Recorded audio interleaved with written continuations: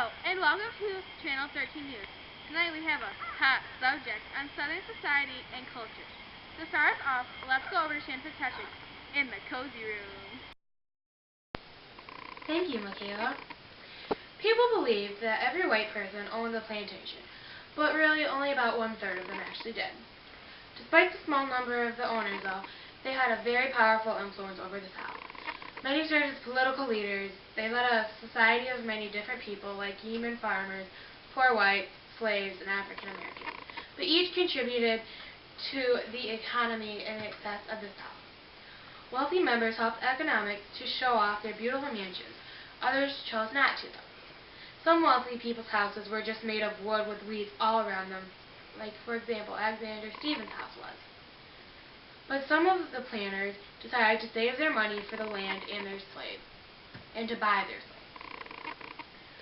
But the male plantation owners were more concerned with raising the crops and supervising the slaves more than anything else, and they left all the housework to their wives. The slave woman took a big part in the house, so they cooked, cleaned, and helped care for the planters' children, which really left nothing for the white woman to do. Children's marriages were mostly based off of business interests, so they never got to choose who they fell in love with.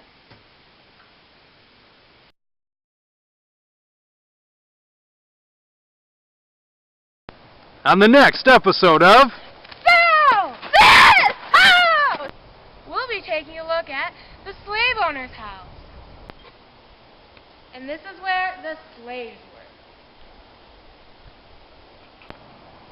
In the slave house. Roar! Now to you, Chelsea. Thank you, Shannon. Hi, I'm Chelsea Wells reporting live in the newscast room. Males often put their wives in charge to run the plantations, which is very surprising. Most white Southerners were yeomen, owners of small farms. Surprisingly, yeomen owned few slaves or none at all. The typical farm was 100 acres.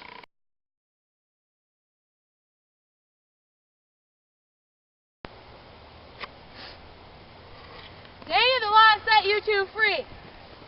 Get out of here! Go back! I said get! Go! And go! Back to you, Michaela. Thank you, Chelsea. Many of the largest and most important cities in the South were strung along the Atlantic coast and had begun as shipping centers.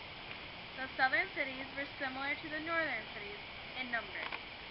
Governments built public water systems and provided well-maintained streets. Thanks for watching Channel 13 News. Have a great night.